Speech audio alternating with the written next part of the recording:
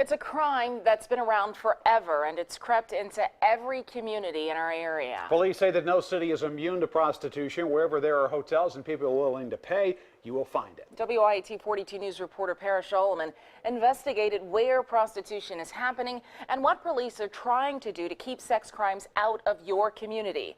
We do want to warn you tonight, this story deals with adult subject matter. Okay, let's see, try to get some eyes on him. She peeping out the window, was waving at him. I hear him talking, making contact. She made the deal for $20, or sex for $20. In 2 hours, Birmingham's Vice team arrested 3 women for solicitation and 1 man who admitted to paying for oral sex. You know that's against the law, right? These officers say they never have to search for long because prostitution isn't hard to find. You may not see it, you may not pick up on it, but it's always going to be around. The crime, they say, is happening not only all over Birmingham, nicer hotels up and down 280, but in just about every community in our area. I don't think there's no limit, no. I don't think it's everywhere. So I started looking outside Birmingham's city limits. I called other police departments and found out Homewood has had 29 prostitution arrests since 2011. Vestavia police arrested 14 people for prostitution last year. And just last month, Hoover police arrested 3 women in an undercover sting at this hotel on River Chase Parkway. You're going to see prostitution activity at a $30 or $40 per night hotel, but you also may see prostitution activity at a $200 a night hotel. So if you're a city and you have hotels, you're probably going to have prostitutes. On this sting, we really didn't see anyone walking the streets. They all just waited in their rooms. But before Johns even have to get in their cars, they can pick out exactly who they want online. There are several websites like this one, for example. Anyone can access it without restriction, and it has too many ads to count, all for escorts from all over our area. Homewood, Hoover, Vestavia. All you have to do is pick up the phone.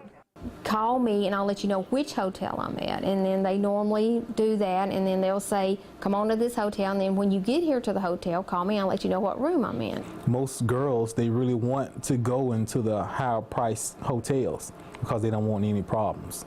And now if you're thinking, what's the harm? Police say they've heard it all before, that it's a victimless crime, that it's between 2 consenting adults. But think about this. Prostitution is happening in hotels you or your family may stay in. And these officers say other, more violent crimes sometimes follow right behind. Some women, get killed, raped, kidnapped, and robbed. And they also rob Johns. So it's a very dangerous business to be in. It's not just hotels that are affected, it's also the communities they sit in. The motel where our undercover officer first picked up a prostitute is less than half a mile from Woodlawn High School and just 2 miles from Barrett Elementary.